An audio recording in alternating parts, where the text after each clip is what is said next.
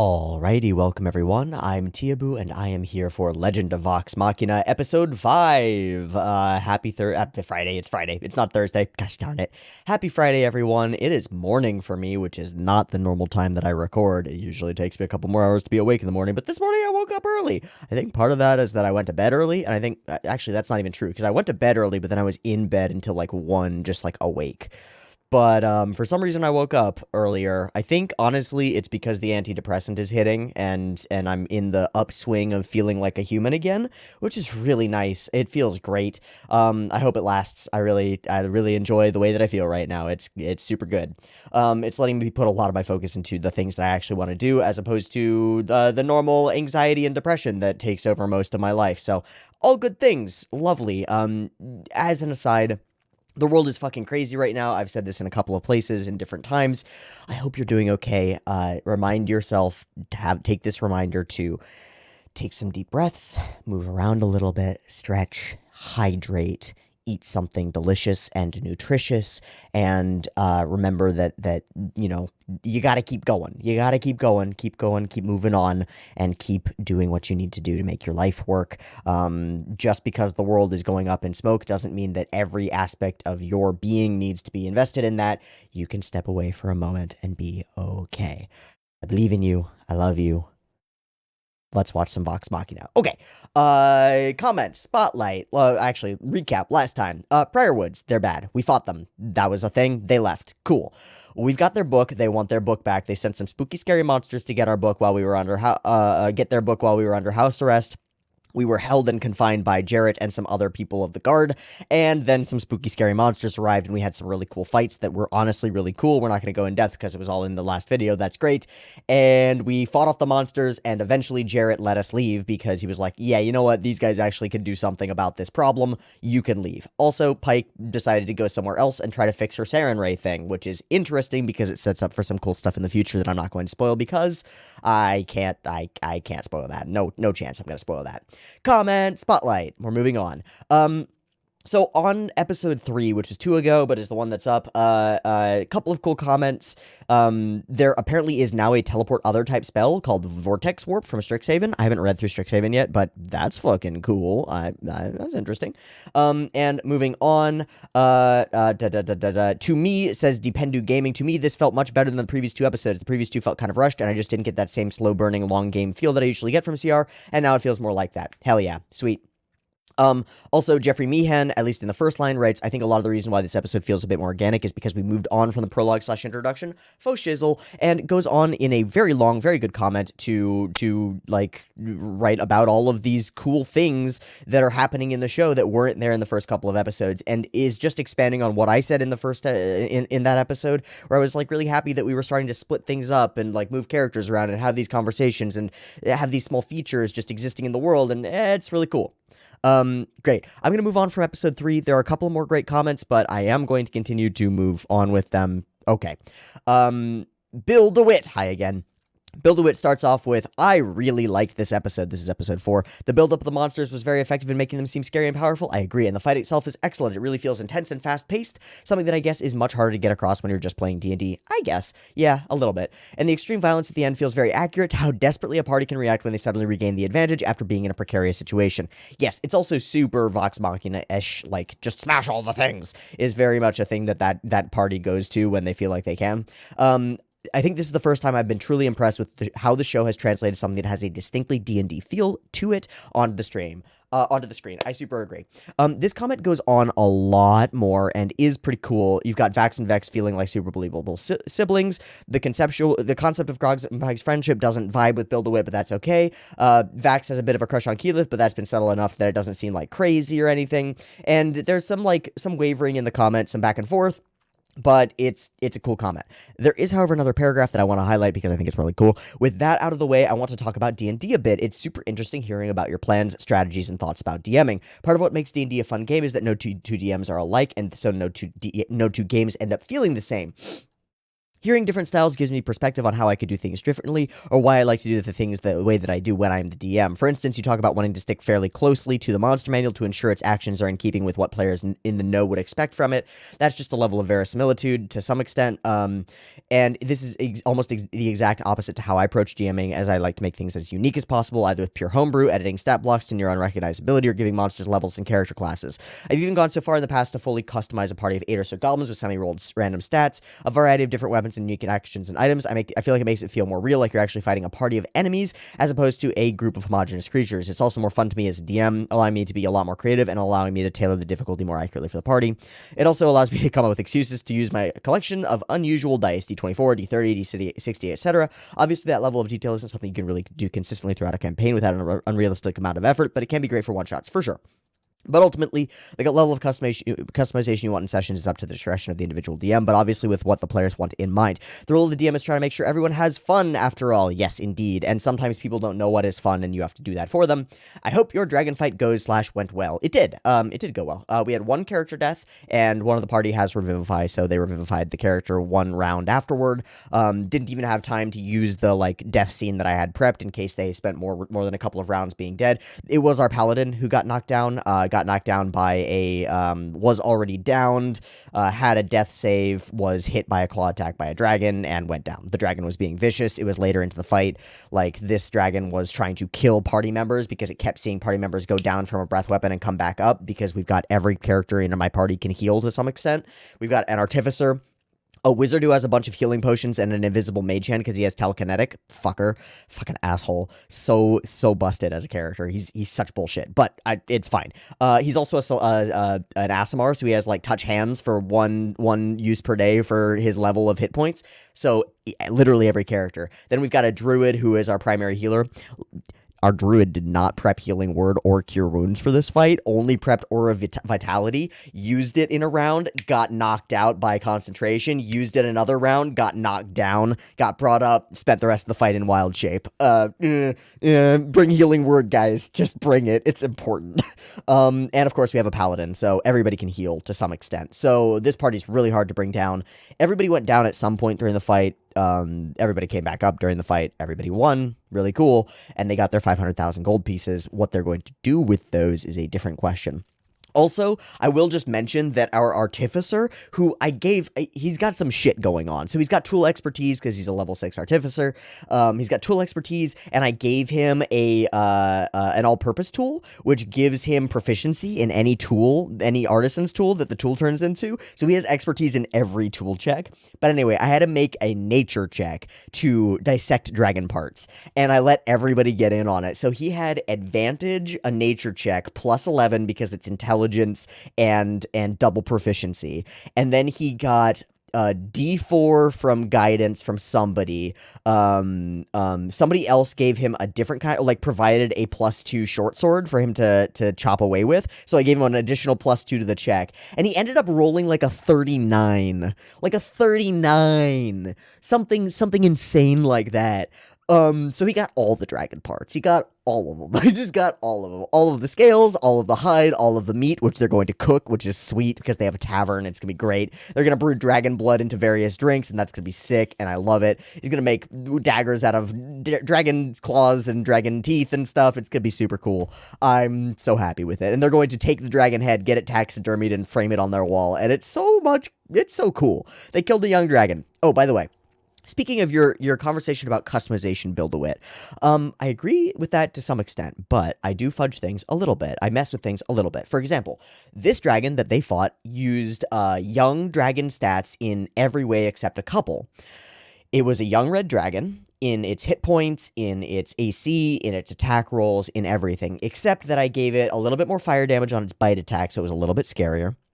I gave it a lair action on the 20, but that lair action required a recharge roll of 5 or 6. So just like a breath weapon, recharge roll of 5 or 6 every 20 on the round, and it might have a lair action. And I gave it the straight up adult red dragon lair actions.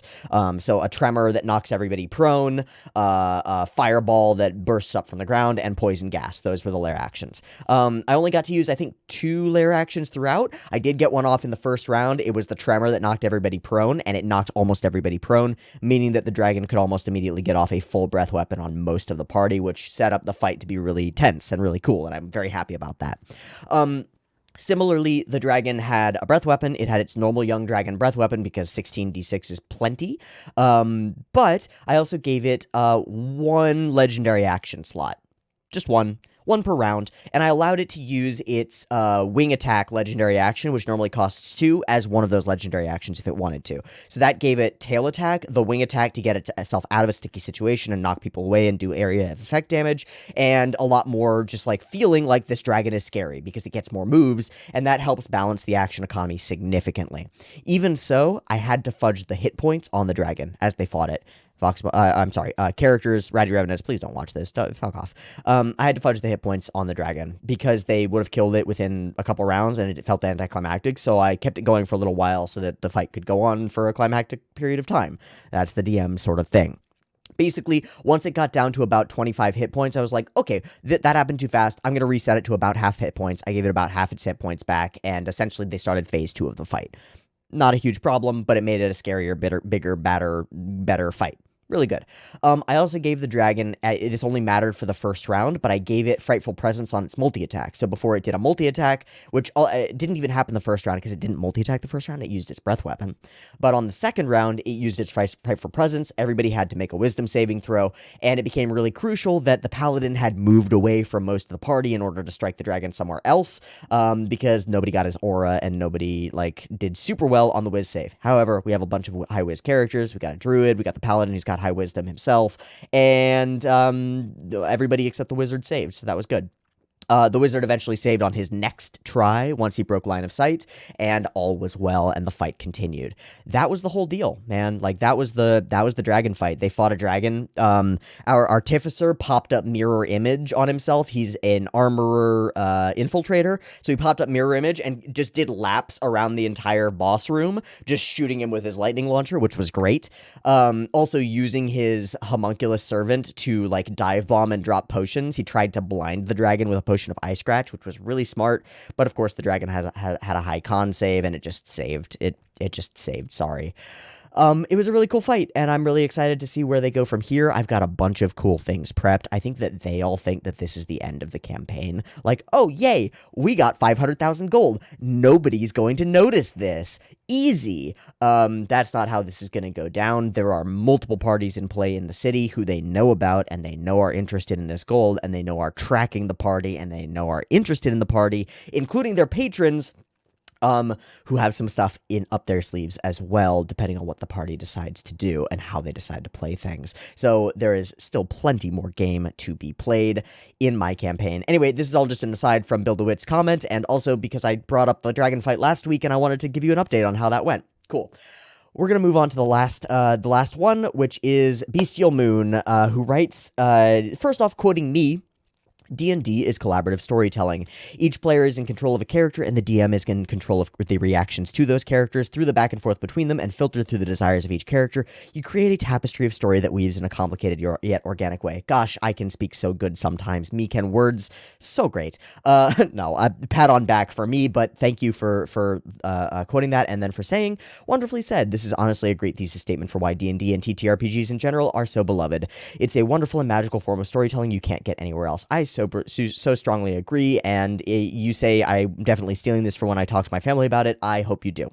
You also go on to say, that mini looks insanely good. I thought it was official until you said your friend hand painted it. The paint and print look incredible. It looks better than official minis. Straight up, I'm serious. I've got an official Behir here, and I don't even have to zoom in on it. You can already tell that it's not as high quality. It's not as dope. It's cool, but it's kind of jank looking in comparison to a really well-painted mini by my roommate and landlord. Yeah, man, we've got so many minis that he's painted, and they are all freaking excellent. He's really, really good at it, but again, just a hobbyist, and that's cool. Okay, that's all I want to do for Comment Spotlight. Again, I wanted to keep it quick, still 15 minutes, yikes. Let's move on to Legend of Vox Machina episode 5. I should have that up,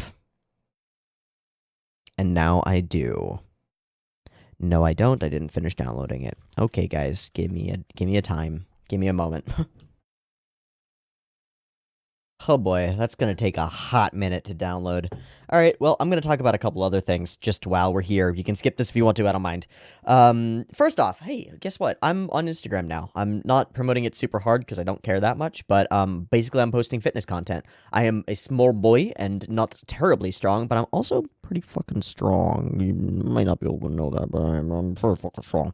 I like lifting weights. It's really fun. I've been doing it for a little while. I like squats. I like deadlifts. I am currently learning to snatch and clean and jerk because I think they're really enjoyable. And I'm just gonna be posting basically my anime training montage to Instagram. So if that sounds like fun to you, go check it out. It might be cool. I guess maybe I'll post a link in the description or something. I don't know. But that's the thing that's going on. I have also started, and I don't know how consistent this will be, but last night I streamed Elden Ring for about 2.5 hours, almost 3 hours if you combine all the different like stop and starting and stuff. But about 2.5 hours of actual gameplay and content and stuff. I'll be getting a VOD of that up probably today. I'll probably make that just public on YouTube immediately because that's fun and it'll let people know that I'm doing it. And hopefully, if I can get Vox Machina down and recorded and edited and rendered and uploaded, hopefully I'll get like an hour or two to stream before I have to go to the gym today, which would be really cool. So, there is, again, I'm in the upswing of not being terribly depressed anymore, which is very helpful and very good. But in the meantime, as long as I have the energy to do so and as long as I'm feeling up to it, I'm going to be posting a lot of content to a lot of places because we in a growth mindset, we've been kind of stagnating for a little while, and that's no fun. Let's not do that. Let's grow this thing, right? So yeah, let's grow this thing. Check me out on Twitch. I am Teeaboo YT on Twitch. I am going to work on changing that. I've mentioned it a couple places already, but I made that Twitch name. It was also my Twitter name and my Instagram name before I realized that there are white supremacist groups that use YT at the end of their tags, their end of their usernames, to indicate that they are a white person, like whitey, like whitey. Yeah, I didn't realize that. So I'm switching all my accounts to Teeaboo YouTube, one word, and hopefully that will prevent people from thinking that I'm a white supremacist, because I'm not a fucking white supremacist. Um, do not endorse. No. Yeah. Anyway, that's the thing. So check me out on the Twitch and on the Insters and all the places and things, and hopefully that'll be good. I will be continuing to do exactly what I do on YouTube, which is making content that I think is honest and hopefully valuable. And if you find it valuable, you can support me via Patreon. I will never use ads anywhere because I hate them. I will never take a sponsorship from anyone, which hopefully will help me avoid conflicts of interest, and will allow me to recommend things and talk about the stuff that I do in my life without feeling like I'm the mouthpiece of some corporation. So hopefully that's useful to you. I think that's valuable in its own right. If you find that stuff valuable, yeah, hit me up on the on the Patreon. $1 goes a long way. It is only because of that Patreon that I am able to eat, which is important. So thank you very much. All right, we are almost downloaded. I'm watching it come down. It looks like it's at 20 seconds left. There'll be a cut here as I get everything ready. See you in a sec. We'll get ready for Vox Machina. All right, welcome back. We're good to go. I've actually got it downloaded now, and that's important. Let's get ready for Legend of Vox Machina. As usual, there will be only the one version that's a timer. Beep beep timer to count you down. Let's get into it.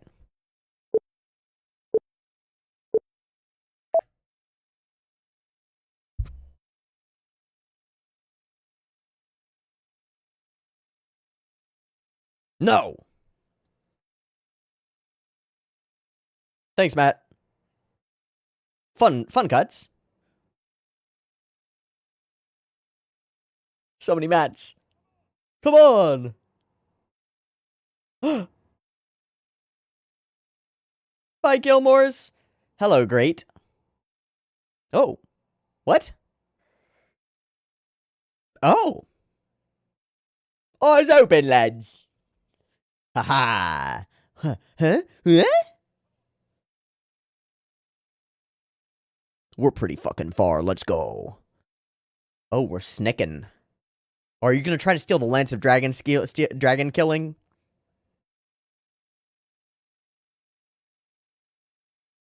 You should not have done that. Was that a reference to the new set? Hi. You're so feisty, Gilmore.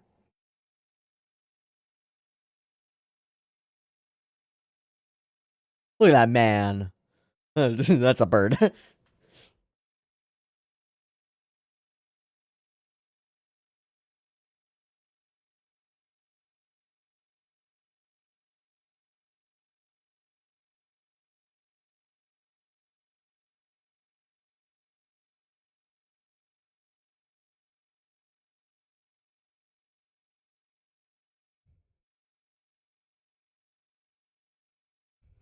Oh, Persia, Persia. Oh, Persia. Oh, Percy buddy. Oh, Percy baby. When are we gonna get the tree?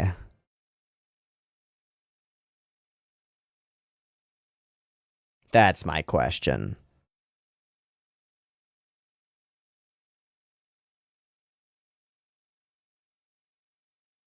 Thank you, ow. No. Yeah.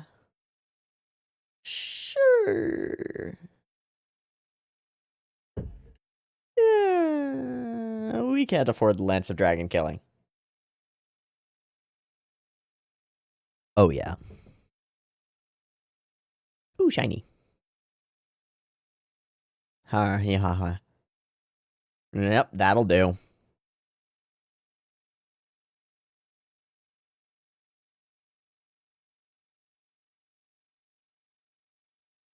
Yeah, you should find out. Then you could tell them that steaks and garlic don't do anything. Got holy oil? Holy water. It does stop the regen. That also works. Also running water. Shit.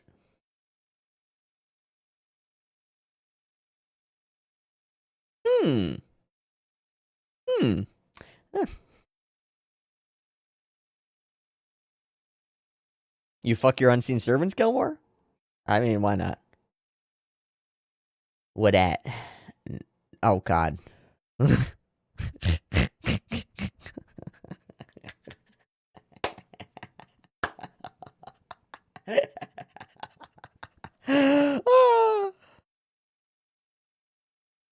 Of course it will.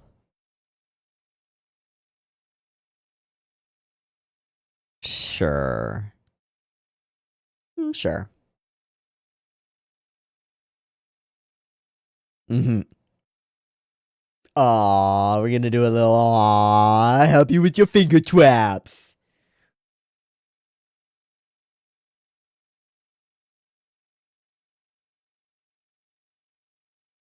Yeah, yeah, going over here. Indeed, oh, Gilmore. Discounts? Discounts. Discounts? Discounts. Ah, CG things. Sweet.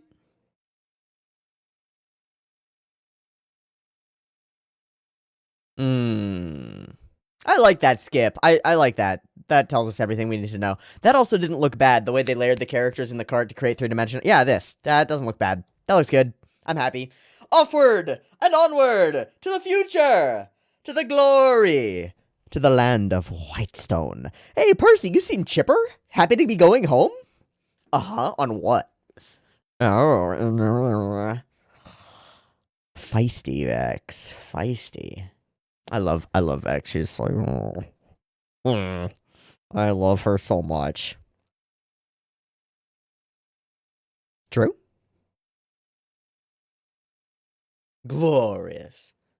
Yeah, both of you do. You're both fucking legendary at bitch facing. No. No. Yeah, you don't have comprehend. Even for you. Dick nipples. Dick nipples. Uh-huh. Yeah. Hmm. Hmm. Hmm.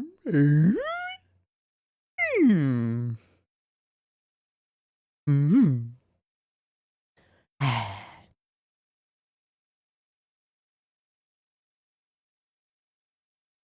Pikey? Yeah, buddy, it's okay. Another cart.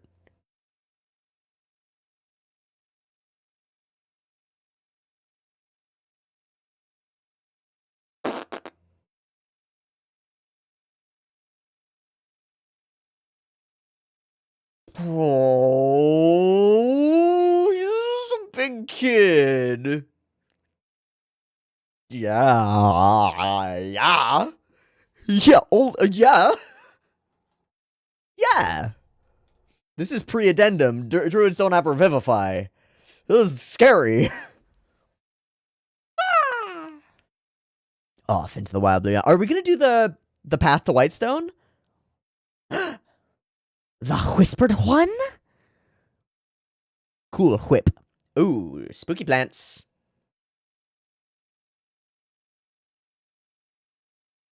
Spooky trees. Spooky bats.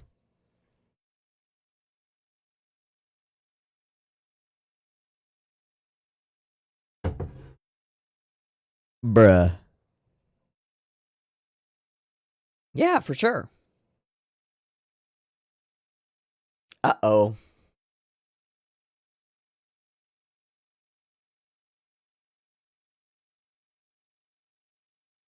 Whoa. Whoa, CG horsies. Good CG horsies. Is this a bait and switch?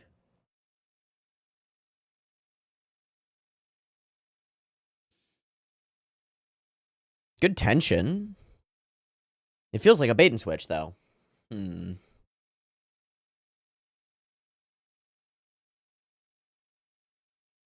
I wouldn't trust it now. It's a double bait and switch.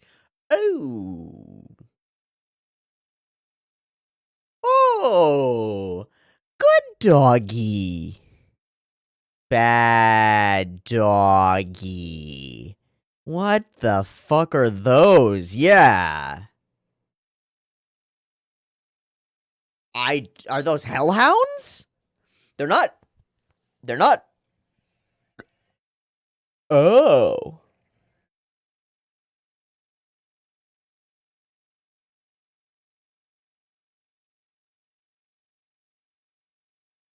Oh. Nice doggy. Scanlan Dimension Door works while you're restrained.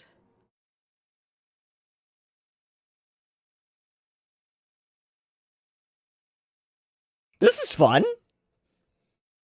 Oh no. They're not displacer beasts.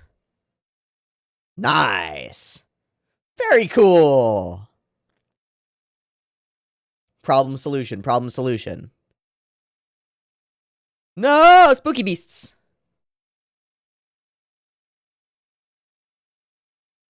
Oh, nope. No. It's a hard no from me. Maybe somebody else should drive and you should shoot. No. Nothing. That's bullshit. Ah, fuck. This is a fun encounter, though. Okay. Okay. Oh, God. Oh, no. Oh, yeah. Shit, indeed. Dogger, dogger, dogger. Ow. Go beast mode. Go beast mode. Let's go, Keyleth. Oh, meow. Very fun. Wow, Grog. Wow, bloody. Sure. Fair for fair. Let's go fix that. Whoosh. Ooh, God. Ooh, no. Ah! Ah! Ah! That may change. Oh. True. True. It's a rope. Catch the rope. Oh. Did he just go invisible? No.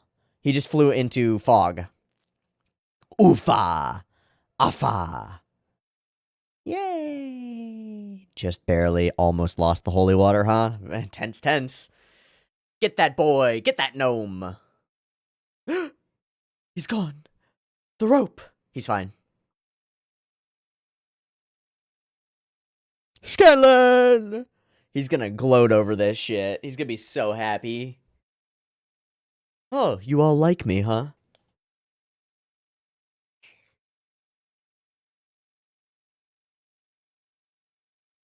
Fuck yeah. Bigby's hand!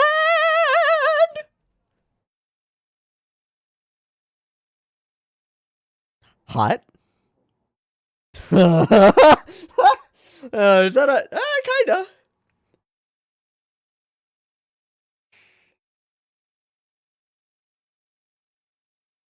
Yeah, Keyleth just turned into a goldfish, dude. You can go get it. No. No. No. No, bad doggy.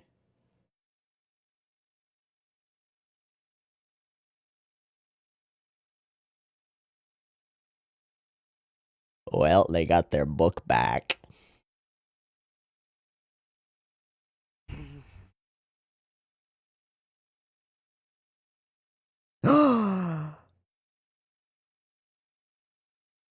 Anders. The Whitestone Shale.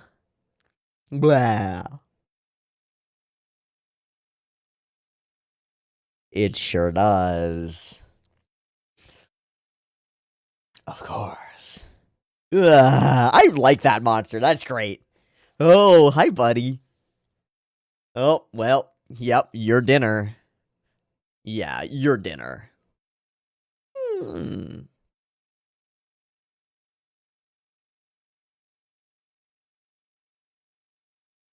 Oh. You won the golden ticket. Oh! Oh! Oh no! Oh no, it's a little blonde girl! Oh no! Oh, that's so juicy. You're so cruel. I love it. I love it. How very juicy. Delicious. Yum, yum, yum, yum, yum. Yum, yum, yum, yum, yum, yum, yum, yum, yum, yum, yum, yum. Num, num. Fire. Water. Burn. Not able to control her. Oh, we're gonna do a flirt. You're fine. Yeah, you're very fine. Get we get we.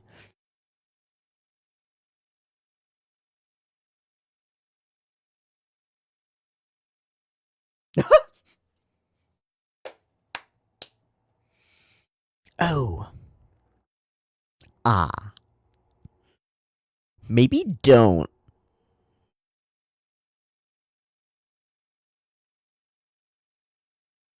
That's polymorph. Yeah, poke him harder.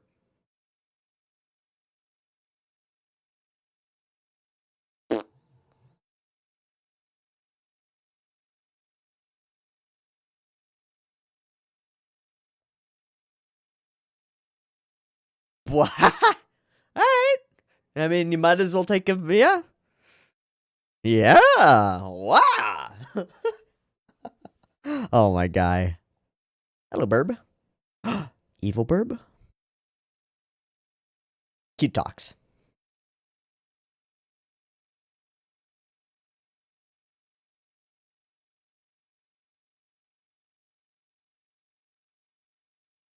Mm-hmm.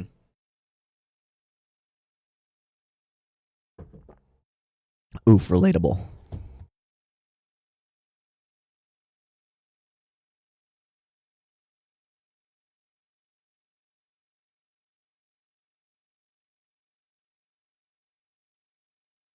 Aw, thanks, Vax. But also believe in me, the me that believes in you. Yeah, friend, just friends. No, just friends. We're just friends. Yeah, friends. Friends are good. Friends. What is that? Oh, it's Pikey. Pikey Poo, the Temple of Sarenrae. Doink, doink.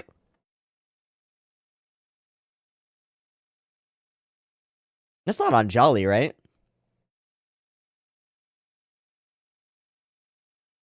It might be Anjali. Anjali. Bimani.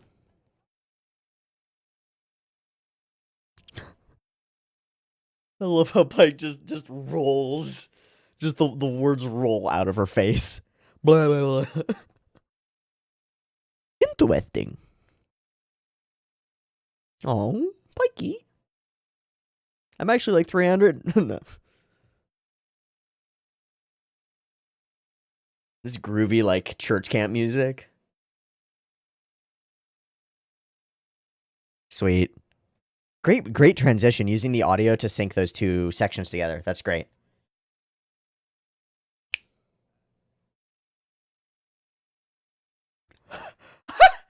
Oh, we're just setting that up?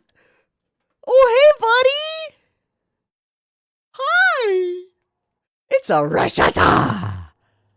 Rawr, Klaus! Tell me it's a child. Oh my god!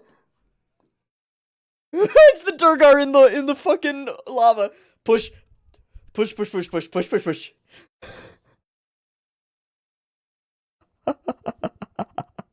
I'm so glad. I'm so glad that we're shouting that out. It's so great. Oh, is that an Ankeg? Something like that. Uta. Acha.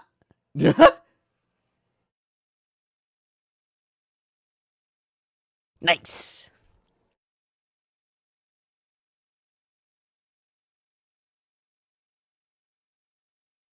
It's gonna be a... Yep.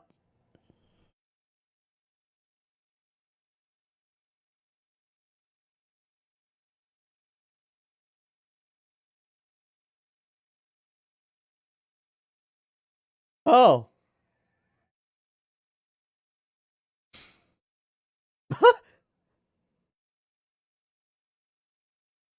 Doesn't matter, had sex. She had another head. Doesn't matter, had sex. The people who killed my family. Edge. Darkness. Oh, Percy. You poor boy. Framing him separately, right? Solid. Simple, but solid.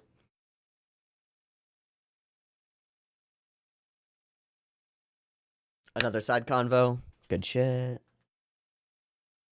Bringing Singorn up again. History, background. Very cool.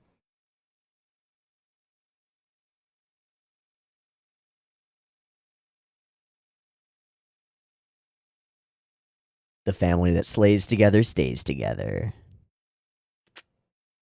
Ah. Ah. Oh, Tommy. Oofa.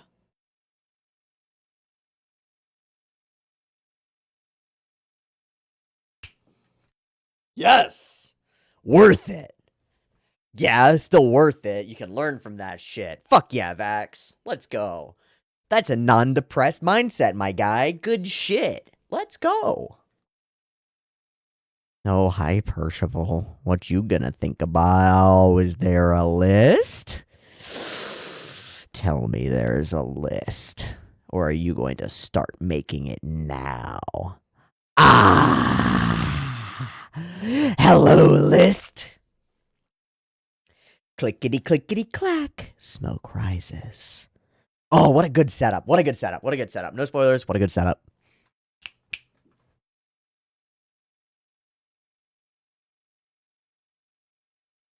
So, that's the question. Do we get the reveal this episode or next one? It was. Oh, so we even get to see it before. Not anymore.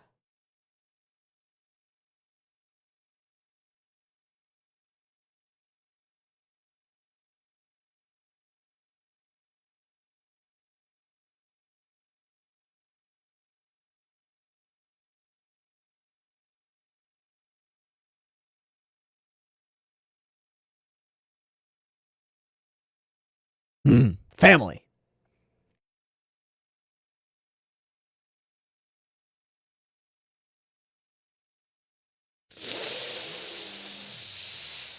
Brutal. Welcome to Whitestone. Nobody at all. Wonderful. Good question. Hello. Goodbye. Yeah, we noticed. Wait, what? Woman? Pretty sure Keeper Yenin was a guy. Was an old man. Pretty sure. Guads.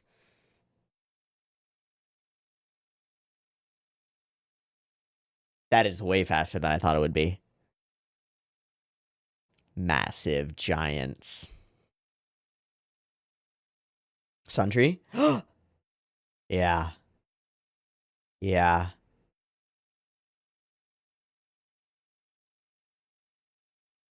Yup. Yup. Yup. Hello.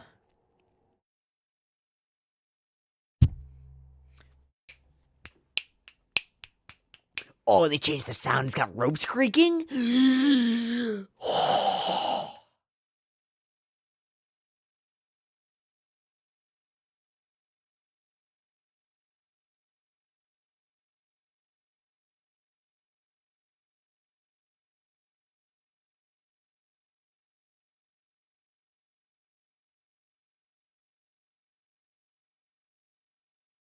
I'm expecting something else during this. So silent, so still, something scary. Maybe not. But maybe. Is that Percy's workshop? Maybe. Something like that. And that's it.